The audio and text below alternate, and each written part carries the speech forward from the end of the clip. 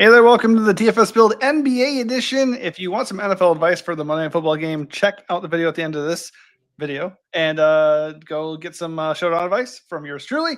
If you want NBA advice for today's main slate DraftKings, this is where you want to be. We're doing this live, but all this advice, hopefully barring any dramatic injury news, will still be somewhat useful. If anything we do here helps you out, hit the like button, subscribe to the channel, and come join our Discord. Discord and videos here are absolutely free. If you want our premium plays, like our NBA core plays, you can hit up our site, dfsbuild.com.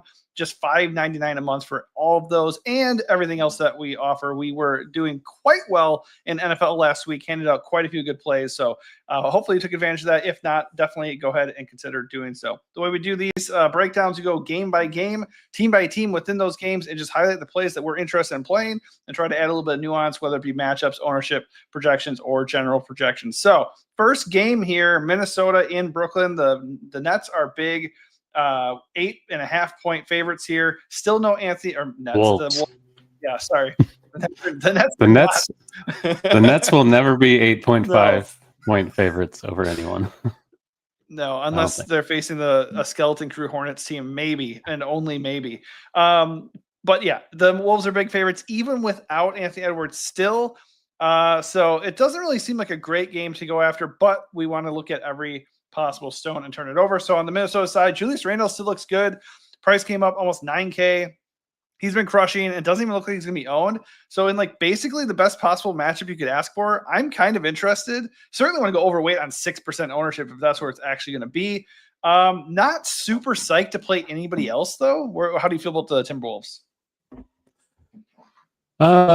Yeah, kind of the same thing. Like I think McDaniels is okay. Yeah. But 6,400, like we're not getting him cheap. He's not a great per minute guy anyway. If he's not owned, which like last time he was mega chalk and he was just like fine. Right. He's not really a guy who should ever be mega chalk. It doesn't look like he will be today at this more elevated salary. So I think he's okay. The minutes are usually pretty good. I agree about Randall. Like he's getting more expensive, but we've seen ceiling. Not like massive ceiling. We've seen very high floor at least so far. Very good all year. Even with Edwards, even he was playing quite well. We haven't really seen like a huge boost, but there is more usage for him. I'm not really getting to the rest of them. I think Gobert on FanDuel is like 5'4", which is really ridiculous. Just play him over there, I think. But on DK, he's 6'6". Like he was great in the last game. It's a great spot. But I really am not getting to a ton. I guess you can always roll the dice on Naz Reid because he does have a ceiling at a cheap salary, but the minutes have been pretty shaky for him. Yeah, like I think if I was going to play anybody here, it's Julius. And if you land on these other guys, I think it's okay because the matchup is amazing. And if the game actually somehow stayed close, like those guys are going to absolutely smash, right? So just the risk is baked in here to the low ownership. But it's the Nets that they're facing, so you certainly can play them if you want to. Julius is not like a core play, but I do like him. On the other side, you got Cam Thomas and Michael Porter Jr. leading the way. These are just usage guys who are sub 7K. So like I'm interested in the sense like if you're going to play Minnesota guys, if you are going to play Julius Randle, bringing it back with one of them isn't the worst thing in the world, or just one-offs in general, whether you're playing Minnesota guys or not. Like if the Nets are going to even stay remotely in the game, let alone actually see 4 full quarters, one of those guys is probably going to pop off a little bit, and they've both been kind of getting there as a whole. So they're fine, just not priorities for me. Nick Claxton, 5'6", against Rudy, not super into that, but I guess it's an okay value. Tyrese Martin is kind of popping here at 3.6K. I don't love it, but there is not a lot of value right now on the slate. What do you think about the Nets? Yeah, there's really no value that you feel great about, at least like punt value. No. And I think that's going to make a balanced build pretty chalky, unless something that late, which is possible. But for now, it looks like guys like Tyrese Martin, Yusuf Nurkic, Quentin Jackson are going to be your like chalky cheap guys, and those guys aren't good. Tyrese Martin is particularly not good, but he's 3'6". Igor Dioman, I think, is doubtful for Brooklyn. Ben Sharaf got a DNP yesterday. Martin started yesterday. He's not a good per minute guy, but he's cheap. He's guard forward. It's easy to fit him in. I'm okay with it. I'm concerned that this guy might be like 40% owned, in which case you can fade that. That's like the most fadeable value I've ever heard in my life. Dude, Terrence Mann is getting 30 plus minutes every game, and he's coming at a third of the ownership. If you need to do this to yourself, play Terrence Mann at like way less ownership. That's what I'd do. Yeah, if he is actually half his own, then certainly do that. Not that that's a great thing either. No, but, no, it's true. It's true. If you're like playing shitty nets, play the lower one. I mean, I do think Thomas and Porter are awesome plays. I think Cam Thomas, as of now, is like my most exposed player on the whole slate, which is not a great feeling. But he and MPJ get the usage for this team. If they keep it close, these guys are responsible for it. I think both are fine plays. Like I said, I prefer Thomas as of now, a little bit cheaper, $100 cheaper. But you can make a case for both. Like I think kind of mini stacking this game is somewhat appealing. Yeah, I mean, it's risky, but for tournaments, like I do not hate it. Like I said, Cam and MPJ are pure usage guys that are sub 7K. Like if you take away the spread and the matchup, like they are too cheap, right? So like they are good plays, but they also can get you like 20 fantasy points because the game could blow out and it's not a great spot. But I'm with you. I do like them a little bit as well. And I don't really like the Nets value. If I did anything, it'd be Mann over Tyrese Martin. That said, I'll leave you with this. Relative to the slate, there's not a lot of value. If you want to play Martin, it's not the worst thing in the world. I mean, it is, but it isn't, All right, next game, Bucks in Indy against the Pacers. The Pacers have their skeleton crew. They have a ton of guys out. Pascal Siakam is still there. So there's that. On the Milwaukee side, Giannis looks like a god. Obviously, there's no real reason to not like him in this matchup. You have Ryan Rollins, who is priced about appropriately now, but he looks really good. 5.8K, 32-point fantasy projection. He's been crushing. I don't see much reason to go away from him here. I suppose you can always play the Cole Anthony versus Rollins ownership game if you want to. I just think Rollins is a good play. So I'm going to play him. I don't see anybody else as a priority unless Giannis gets randomly scratched, which seems to happen a lot more than it should. But Giannis looks awesome, and Rollins feels like a core play, if you ask me. Yeah, he's too cheap for the role. Like no Porter. Obviously, Dame is gone. So there are minutes to go around. The Bucks do have a lot of like wing guard guys that can roll in there, but Rollins has been excellent. I don't really see a reason they would go away from him at this point. 5'8", like you said, it's getting up there, but I don't think it's too expensive by any means, given the production we've seen. And Indiana's without their best perimeter defender with Nembhard out still. So not a whole lot of resistance, I think, for Rollins. I think he's a good play. Giannis, I think, is very clearly like the best overall play on the slate. Indiana, like it's a little rivalry matchup. Like they've kind of gone back and forth the last few years. We've seen Giannis destroy them consistently. He's a late, honestly, no value, which is the reason I'm not really getting to him a whole lot. I would like to prioritize him. It's just kind of hard to do that right now. And then we have Miles Turner, True Revenge, I guess, if you want to go that route. 5'7", he's cheap. He hasn't been kind of, but he's affordable. I'm getting to him a little bit.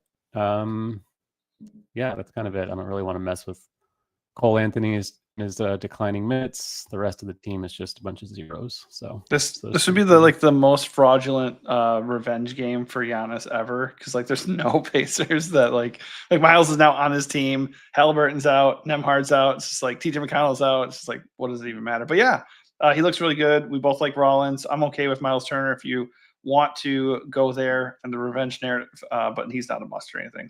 On the Pacers side, they do still have a lot of good value. Siakam is very expensive, but he projects very well and currently not very owned. So that is appealing, especially if you want to play Giannis. That's a pretty good comeback. Walker at 5'7", I think that's a fair price still. Pretty good minutes, about 30 plus. Quentin Jackson went off as mega chalk last time out, which is really funny because a lot of times when the most obvious guy, I don't know, like Nurk yesterday or Sexton, and then they just don't hit. But he sure did. He had like 56 fantasy points. So I don't see much reason to not just trust in that role and that upside at 4.7K. Not the greatest match in the world. He's going to be chalky, but I think I'm just going to play him. Neesmith at 5'9" is in play. But everybody else after that feels really gross. Like they do still have some bodies. Not a lot, but just they still have some assy guys that they can throw in the rotation. They have plenty of bodies. They're just not good. Right, bodies. exactly. I mean, they have some guys who are questionable too. Ray J. Dennis, Johnny Furphy, I think is probable. So they still have some guys, and it's annoying. But I think Walker and I think especially Jackson are pretty safe. I lean Jackson very much so, but if you want to play those guys and even Siakam, I'm game for it. Yeah, I see why you'd play Jackson. Like shooting guard is a wasteland on this slate and every slate. He's starting. He's had a big role. They're down many guards, potentially one more, like you said, Ray J. Dennis. So minutes should be there. He's underpriced for the role. I just don't really love it either. He's not historically a great per minute player. I think his one game Luka Doncic transformation is probably not the real Quentin Jackson. Going to go out on that limb on this slate. So he is playable. I'm just concerned that he's going to be like 60% owned. And while there is not a lot of great value, you can still fade anyone like this who is going to be 60% owned. I'm going to have some. I might be under the field on him. I don't really feel like he's going to bury me if I fade him. Like, I don't think he's going to get 50 again, hopefully. So it's fine. I know he's chalky. I'm just saying I don't love it. I think Jarris Walker is a better play. He's more expensive at a better position, but I think I trust him more. I trust the role more. The per minute stuff is better for him. He got injured in the middle of the last game. Didn't look great, but not on the injury report, so I think he's okay. And then Siakam, expensive. Like we have Randall for less. There's all sorts of other stuff to pay for, but 9,500 with the role he has, I think is worth a mention. Yeah, for sure. Yeah, the Jackson thing, 34% ownership, if not way more in single entry, especially. It's going to be way higher than that. Yeah, it's going to be higher than that. I'm with you as far as the logic of fading. Like if you want to just like, nope, I'm not playing Jackson. I mean, I can't fault you for that at all. The problem is twofold. Number one, shooting guard is ass. And number two, there just is not any other value. So like, I feel like it is an okay place to be like, okay, screw it. I'll just play Jackson. But I think there's definitely going to be a lot of opportunities, namely Tyrese Martin. I think the first one where we can just be like, you know what? I think I'd rather not. And just, take our lumps. If it hurts us, it hurts us. But so far I'm out on Martin and in on Jackson, but it's not bad. Yeah, I have like on Roto Grinders there, I have Jackson tagged as a core play. I don't have Martin tagged. Just he's a better play. 031 in the flesh. Yeah. So I think he's a good play. I'm just concerned that he's going to be owned by like 3/4 of the field. Oh yeah, we talk about this all the time in like NFL DFS too. Sometimes a really, really good play is expensive and projecting better than everybody and coming at ownership, but you still can make a case to fade them, because there's other good plays too. Right now, though, there's not that many other good plays in that price range. There sure are not. We'll see who else pops up. All right, next game, Utah in Boston. They're 11-point dogs on the road at TD Garden, which is kind of weird because Utah has been pretty decent, actually. And Boston is, Not yesterday. No, that's true.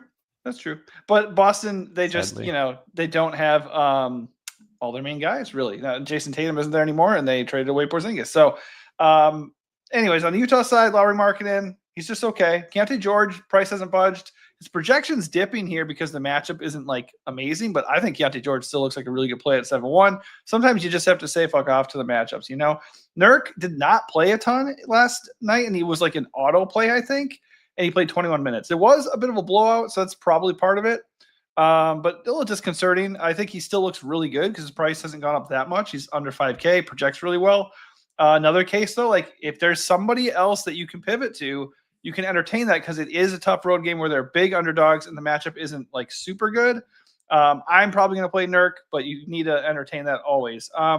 Hendricks, 3.4. He was 3.3K yesterday. He had like 25 fantasy points, and he started or he didn't. He did not end up starting, did he?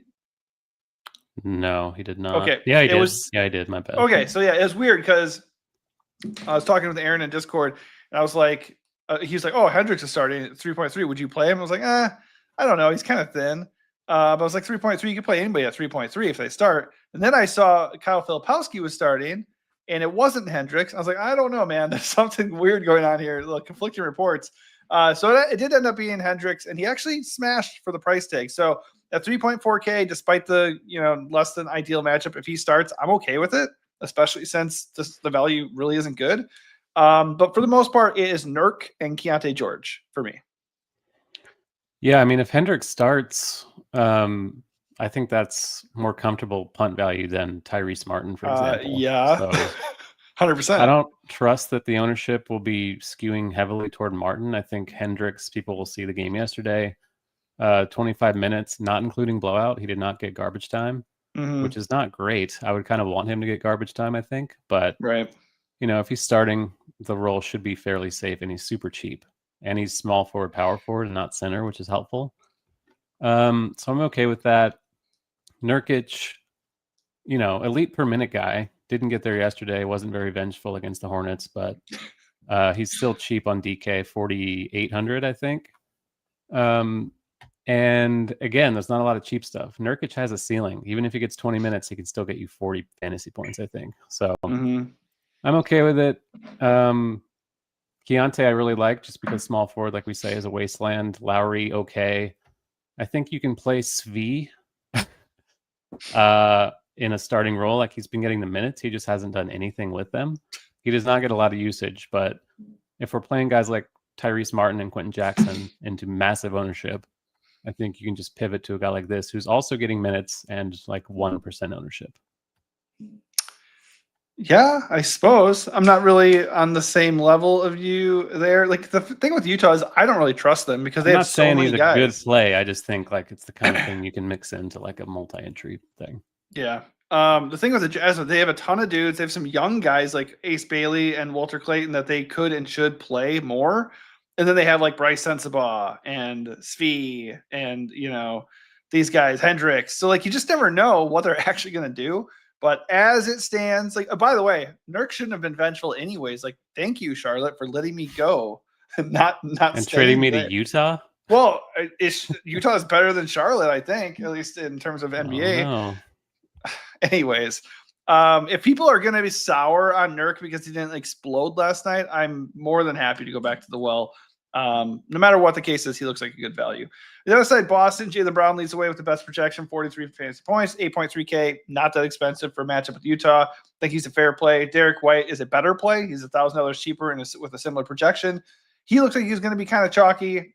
I'm okay with it. I don't think he's bad. A bad guy to go after at all with his price coming way down. Peyton Pritchard, okay, 34-point fantasy projection at 6'3". That's probably where it stops for me. I don't really like the Boston value. It's kind of hit or miss like all year so far.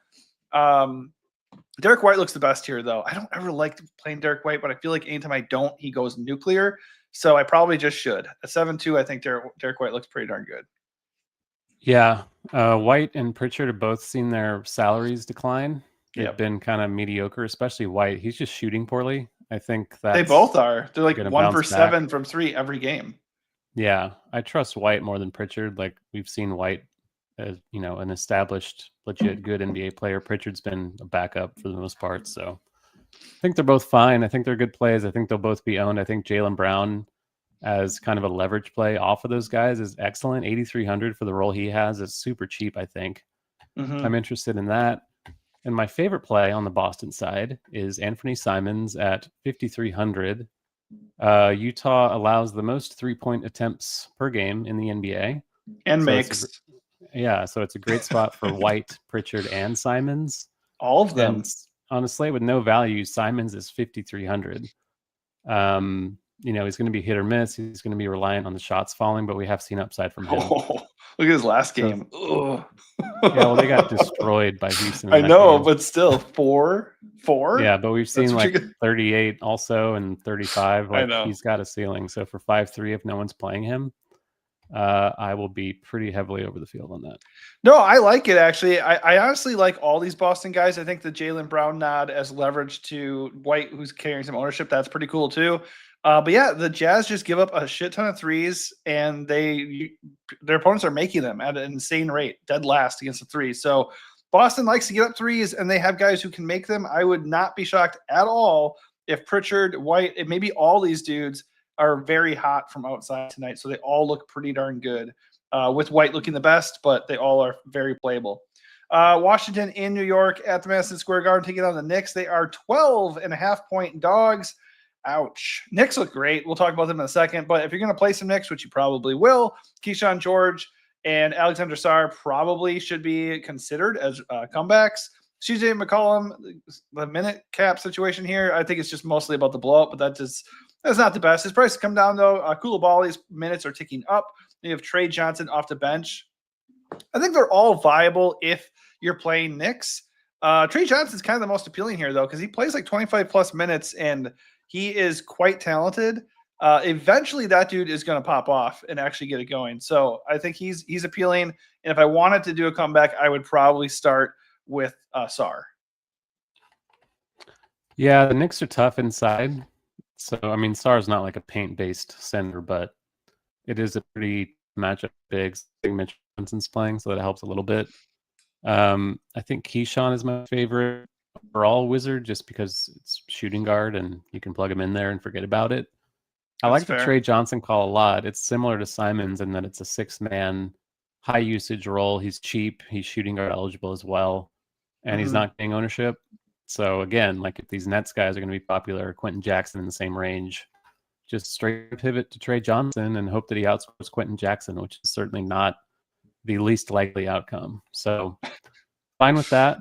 Cam Whitmore, I guess, at 3-4. Like if you want a true punt, like I think Chris Middleton is questionable. Cam Whitmore is, kind of a disaster, but he is good for mid. He will shoot as much as he wants when he's out there. And if Middleton's out, maybe he's out a little bit more. So okay with that as a punt. But yeah, this team is largely avoidable. Yeah, I don't hate that just because, but Cam Whitmore is the classic guy who will get 20 real points and 1 rebound. So, but that 3.4, if he gets 20 real points at 3-4, like he's smash. So 100%, 100%. Yep. All right. So on the next side, we have Brunson and Cat looking awesome. Cat looks a little bit better. I guess you could leverage the Cat love with Brunson, who's going to be a little bit less owned, or you could pair them. Honestly, I don't think I'd pair them really in tournaments, but you certainly can because the Wizards give up a lot of production. OG looks okay. Mikal Bridges looks okay. I don't really want to get to them personally, but it's a really good spot at home. Josh Hart is questionable. Not really going to get to him, even if he's in. I guess if he's out, Miles McBride at 4.5K would look a little bit interesting. We could go into punt land with Jordan Clarkson at 3.4. Honestly, it's the Wizards, so like anybody is in play as long as they have some kind of a role. But I would obviously start with Cat and Brunson with a lean towards Cat. Ownership be damned. Yeah, I think I agree. Towns being power forward only is still really weird, but it's fine. He's cheap. It's the Wizards. We've been playing centers against the Wizards for our entire lives, feels like. So no reason to stop now. Mitchell Robinson should be out, so I think Towns will actually be the center. Brunson, fine play. High usage, I think. Team leading 33% or something like that. So totally fine. There's a lot to pay for on this slate. It's just hard to pay for it. So I think guys like Brunson and Towns are going to be owned for a balanced build. Splitting them up, like you said, I think makes sense. Anunoby is fine. He's been quite good. He's a little cheaper than Bridges, who has also been pretty good. The ownership is skewing toward Anunoby, but I think they're essentially identical plays. So if Bridges comes in lower owned as a shooting guard, I think that's a pivot that's worth a shout. And Clarkson, like you said, kind of Cam Whitmore guard version. So fire up a guy like that and hope that he somehow hits. Yeah, absolutely. Certainly not a safe play, but it's in GPPs on a slate where we are lacking value, and there is Giannis and Jokic. Those are things we can consider. Seeing a couple of people watching us live here. If you guys have any suggestions for what you're going to play on the slate, drop that in the comment or just ask us any questions that you have as we get going here. And of course, for those who are watching after the live stream ends, you can drop a comment with any questions or who you are building around tonight as well. All right, so next game here, Dallas in Houston. Godspeed Mavs because they've struggled and they don't have Anthony Davis here. In theory, with no Brow, and obviously Kyrie Irving's still out for a while yet, there is usage to go around here. Not really friendly, though, because Houston is not a good matchup. The Mavs are 12-point road dogs. That said, Cooper Flagg, PJ Washington, D'Angelo Russell, those guys are very playable. If you do want to play some Rockets and want to have a comeback with any of these Mavs, they all are going to get shots and minutes if the game can stay close. That's probably it. Like, I guess you could look at value like Max Christie because he's projecting for 31 minutes.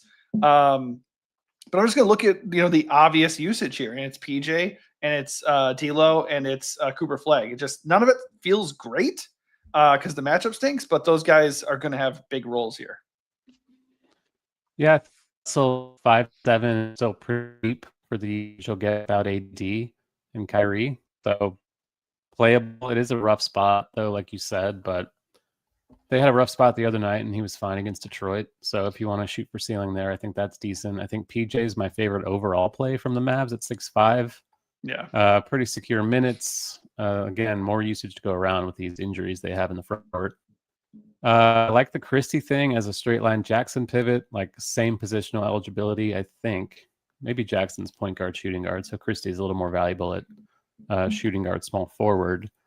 Minutes are there. Not a good per minute guy either, but again, if he's way lower owned than Quentin Jackson, which he will be, then I don't see much of a difference between them overall. So I don't mind that at all. Flag a little bit pricey. He hasn't shown a huge ceiling yet. I'm sure it's coming. I just don't know. Oh, I don't think it's coming in this spot against the Rockets. Daniel Gafford's still limited. So yeah, not a whole lot. No. Yeah, PG looks like the play here if they can keep it close. Like, I don't mind taking a chance on Cooper, though, just because by comparison, he's a little bit more expensive than PJ. Not going to be nearly as owned as PJ. Seems like most people would say Flag just hasn't arrived yet. But all the usage in the world is there for him to take over and have that first breakout game. Doesn't make that much sense that it would come here against Houston. But those are the types of things we can bet on in DFS and just hope they go our way. On the Houston side, Şengün looks really good. 45-point fantasy projection. 9.3K, that's a fair price. Don't mind him. I just think I'd rather probably get to Giannis or Jokic ahead of him. KD is a discount at 8.6K. I think if you compare those two guys, I would rather play KD at this point. Amen Thompson is the best play for me for the Rockets. Nice projection, 7.3K. And obviously, if they have a lot of success here, he's probably going to have something to do with it. I think any of those three guys you can certainly talk me into. I just think as far as value on this slate and like where I want to spend my money, I think Amen Thompson's the one I'd find the easiest path toward. Yeah, I think the Mavs are allowing the most points in the paint per game. So Seems it's a bad. great spot for Amen. It's a great spot for Şengün. KD's been great. He's just only scoring like everyone else does the other stuff. So I think there's a pretty narrow path for him at his price tag. I think the best play is Tari Eason, 4,600 with the roll off the bench. Jabari Smith Jr. is questionable for this game. So if Jabari's out, Tari is in line to see more minutes. Dorian Finney-Smith is still out. So not a whole lot of competition for those front court minutes. I think either way, Eason is a great play, but if Jabari's out, he might be a full-on core play. That's a good point. Yeah, if Jabari misses, Tari would benefit immensely. I like him anyways at 4.6K. Not a priority for me necessarily if Jabari is in, but if Jabari is out, that would change in a hurry. All right, Pistons at the Grizzlies in Memphis. The Pistons are 5-point road favorites. Cade Cunningham just looks rock solid. 50-point fantasy projection, 10K. You could certainly opt to go away from Giannis and Jokic and just play basically an unowned Cade. Like, there's nothing wrong with that. Duran's just okay. Azar Thompson looks fine. If you want to go get those guys, I don't have a problem with it. Tobias Harris is questionable, so that might give Azar a boost. But for me, like usual, it's Cade or bust. I think Duran is a much more appealing play on FanDuel. Yeah, I think this is the team that I want to get into a lot more than the field. There's a lot of wide spreads on this slate, and this one is not one of them. It's got a decent total. They're only slight favorites on the road. Memphis has been really bad defensively. I mean, they could be blown out. Like, Memphis has culture issues, I think. But Detroit is pretty concentrated with the usage with Duran and Cunningham and Tobias if he's in. If Tobias is out, you can start looking more at guys like Thompson, who I think is a great play regardless. I will be pretty heavily invested in Asar Thompson on this slate. Just the game environment against Memphis suits him pretty well. If Tobias is out, I guess it makes guys like Duncan Robinson and Ron Holland look a little better, but it's kind of hard to get excited about that. Again, we talk about Quentin Jackson constantly. Duncan Robinson's right there at 4-5. If he gets hot from 3 or something, he can outscore Quentin Jackson. He has to get hot from 3 because that's all he's going to do. That's literally his only path to relevance. Yeah. I think he had like 1 fantasy point in 30 minutes in his first game of the season. So pretty low floor on Duncan Robinson, but I like it a little. Tobias at 5 he's in. Decent mid-range value, I think. Duran, even at 7K, I think is an outstanding play. Cade as a pivot. I don't know how the ownership's going to be with the expensive guys. Like Jokic and Giannis are expensive, and we don't have a lot of value to get to them with. So I like Cade no matter what. Like this matchup is excellent. He's 10K flat, so he's quite discounted compared to them. Doesn't quite have the same ceiling, but he still has a ceiling, and he's cheaper. So I like Detroit a lot. The issue is I'm getting to anything on this, so it's kind of a one-sided little game stack for me.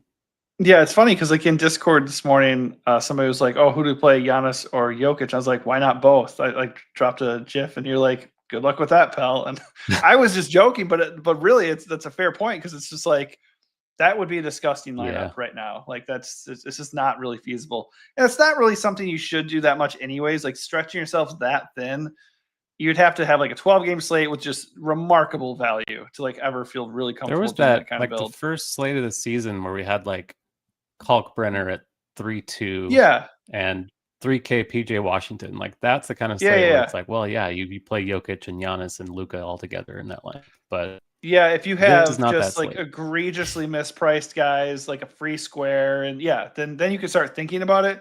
We're not there yet. Like it is a reasonably sized slate, and stupid shit could happen, like Giannis or Jokic randomly get ruled out or something. I guess that would kind of go against what we're talking about right now, but you get the point. All right, next up here, Memphis on the other side of that game. They are home dogs. Ja Morant has been not good. I don't really want to pay a premium for him in his current form or his mindset. He just got suspended by his own team for a game. That seems bad. I don't want anything to do with him. I suppose you could always float the narrative of like he's now motivated and he's going to bounce back and have a huge game. Certainly possible, but the Pistons are not a fun matchup, so I'm not going to bet on that. JJJ is a guy I only really like to pay 8.4K for if like there's nobody else there. So I used him the other day, or was it yesterday, I think, and he did not reward me. So they're pretty much healthy here. So I'm not super psyched about Memphis kind of at all. I guess like no, even Jock's prices come up, like even that. No, I'm not really into the Grizzlies here. Yeah, it's very hard to get to them on DraftKings. Like Moran at 9,400 is pretty insane. On FanDuel, he's like 8-1. And it's that's fair. I'd do it on FanDuel. That's a good price. Yeah, that's a good price. But it's like, is Ja Morant checked out? Like, is he gonna actually try, or does he hate his coach and he's gonna like just pout his way into a trade? Like, there are a lot of ways that can go. I think at 8-1 I would roll the dice, but at 9-4 I would not on DK. Agreed. I want to like Jaren Jackson. Like, there's no Bane anymore, so you'd think that these two would get like a ton of usage, but the minutes just haven't really been there for him. Like you said, Detroit, not the greatest matchup. They do have just no total ceiling. Like, where's the ceiling? We haven't seen it. He's saying he's like low 30s minutes at the most. By the way, I recall, I don't know, you're not in this Dynasty League anymore, but I made a trade for Giddey that involved JJJ, and some guy roasted me saying Jaren Jackson Jr. is going to be this awesome play. I was like, I know he's going to have a bigger role, but when you start taking good pieces out of your team, sometimes that makes your team suck. And also, I thought Giddey was going to be a smash, and he sure has been. It's been working out. It's been working out pretty well. Yeah. It's just tough. Like Cedric Coward is good. I think he's a good player. I think 5'7" is a bit rich for the deep rotation they have. So I can't really do Memphis on this slate, unfortunately. Neither can I. All right, last game of the night, Sacramento in Denver. This is another game with a pretty hefty spread. A lot of those on this slate. So I think we kind of have to ignore the blowout risks. There's just too many, mine.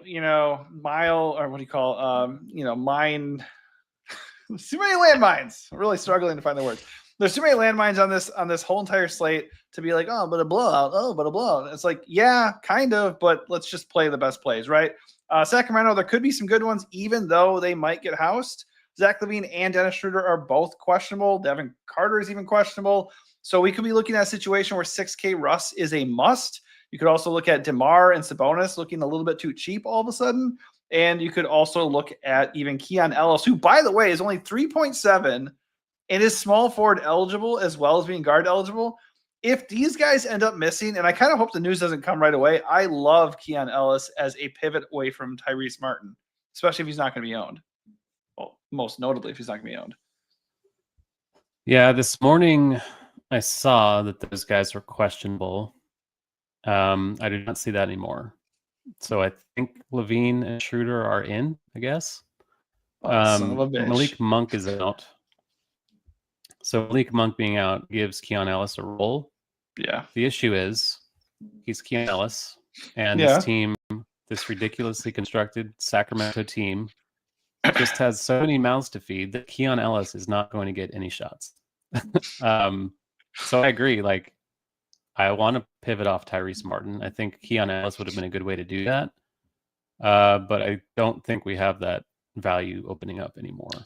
Okay, but in the name of just doing anything else besides playing chalky Tyrese Martin, I think he's viable because he's going to play 20 to 25 minutes in this role here with no Monk.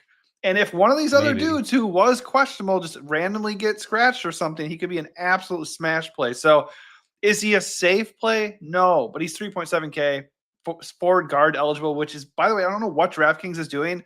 That's something that's pretty significant now. Like, not everybody has that versatility as far as positional flexibility. So I like him a little bit, not as much now that I hear those guys are going to be in. I'm still going to consider playing him. Sabonis against Jokic, the Denver just really isn't that formidable inside. So I think sub 9K Sabonis is interesting. But like you said, this Kings team is kind of weird, and they're big road dogs. So I'm not like super excited to play anybody, especially with those two guys in. I'm not excited about it. I think you can consider a guy like Sabonis and a guy like Levine. Like, they do have ceilings. Sure. The guy I'm getting to at a pretty healthy clip is Russ at 6K in a revenge game against Denver. Hey, but Michael Malone's not there. Oh wait, he liked Michael Malone. That's no. You're right. This is good revenge. There's no reason he would have beef with Denver. Like, I feel like he was kind of liked there, but it's mostly a joke. Like, he's 6K, no. There's something. No, there was something going around where Michael Malone was like playing him a shit ton because he liked Russ, and like other people in the organization did not want him to play Russ as much. Well, they were right, and Mike Malone was wrong. But no, I agree. But I think there is potential for revenge factor. But even if there's not, he is 6K, and he's going to get 30 minutes in a good spot. And you can play him at shooting guard, which is very important. So and absurd. And no Monk. So like, I'm in on that. I will play that. I don't expect great things because they will probably get blown out. But it's a weird slate. He's been pretty good though. Yeah, I mean, he's still good per minute, even though he's only 6K. I wish he was still 4.5K when he was a core play for me the other day when he had 26 fantasy points. Of course, his worst game in a 4-game block, right? Of course it was. When he was 70% owned, yeah. Yeah, it's just stupid. But yeah, okay. So on the other side, you have Jokic. Obviously, Jamal Murray, you can play at 7.9 if you want to. I mean, if Jokic is crazy owned, you could do that as like a leverage play. I don't see myself going on my way to do that. Aaron Gordon 6'4" still feels a bit steep. I'm not going to chase that 50-point game. Christian Brown at 5K and Cameron Johnson at 5.2, just fair values on a slate where we don't have any value. But it's pretty much just Jokic for me here. Yeah, Cam Johnson has been really bad. I didn't expect that. I assume he'll get better. He's really cheap, but I'm not sure I can stomach that. Jokic, that won't last forever, though. He's a good shooter. That's not going to last forever. Yeah, I mean, like I said, I expect him to not be horrible forever, but I don't know if I want to buy on it right now on this slate. You can. He'll get hot someday. Christian Brown, kind of the same thing, just like another pivot away from Quentin Jackson. I think you can do. Sure. I want to play Jokic. I think Giannis is in a better spot, though. So if I do find myself with enough salary for this, I would just play Giannis, I think. But there's literally never an argument against Jokic. So no, do whatever you want. They're all bad arguments. There's arguments, but they suck. There are bad arguments. I guess that's true. I think the argument for... Oh, go ahead. Well, just, Jamal Murray under 8K. Yeah. He's been pretty good. He's not going to be owned. If you want like a Brunson pivot, sure. But not my favorite thing. Yeah. I think for Jokic and Giannis, it's going to come down to ownership. One of those guys is going to project for more ownership than the other. I was probably going to play the other one. The one that's a little bit less owned. Milwaukee game has the closer spread. Right. So I think Giannis would get the steam, if anyone. I would imagine. But Jokic is always somewhat owned. That's true. He'll come in at 13, but then you'll play him and you'll be like 55. Yeah. It's like, You're oh, what well, the everyone had the hell? same idea as me. I'm not I the only one who know. knows about Nikola Jokic, turns out. It turns out he's pretty popular on these DFS streets. This Okay. 3-time MVP is well known, it turns out. I don't know what it is. Everybody thinks he's good or something. Anyways, hopefully this helped you out a little bit, push you in the right direction. If you want core plays for the slate, Taylor has those for you tonight at dfsbill.com. $5.99 a month just to get access to those, as well as everything else we do for the entire month. If you want free advice, there was this video. All Hopefully sports, it helps. every single sport, all for $5.99. Yeah. And also you can get access to our Discord. It is free, as linked on YouTube. I don't know what the Discord link is. I can't tell you that right now because it's a bunch of random numbers I have to update on a regular basis. But the point is it's free. So come on and join the party. And of course, if we helped you here, hit the like button and subscribe to the channel. Thanks for watching and good luck.